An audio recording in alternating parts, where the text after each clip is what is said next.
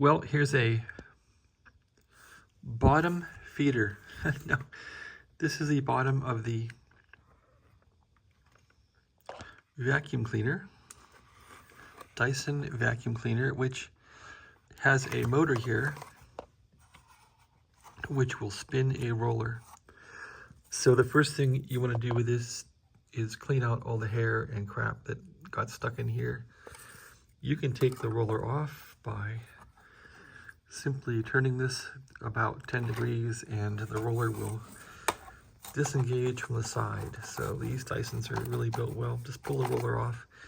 Anyway, what I'm trying to do is access this wire. So this motor is not spinning at all anymore because there's a wire problem. The wire inside here got broken just from the articulation of this joint. So there's a joint here and there's two wires, a black wire and a red wire.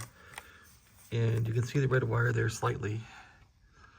There it is. So the red wire is broken, the black wire remains. So if one of these wires is broken, the motor won't spin. So I'm trying to figure out how I can repair that red wire and attach it to the red wire right there, way down in there. So that's a real problem. I can't get a soldering iron in there. So I may have to replace the wire at the motor. And now I'm trying to get the motor out. So this articulated joint comes apart by two screws that hold it together.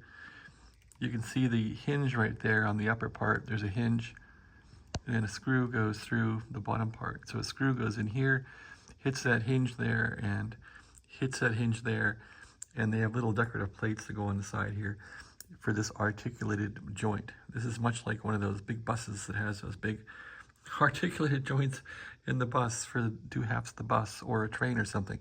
Anyway, so yeah, I'm in here now. It's got a little motor there.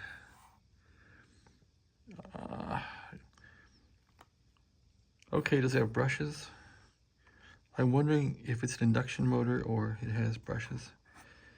Anyway, it looks like also that this motor should compress. It looks like that brush should compress the spring down here, like it's spring loaded, and that doesn't work. So I think it's rusted or jammed or something, and I'm gonna try and fix that too. Get this Dyson back on the road, or back on the floor, as they say.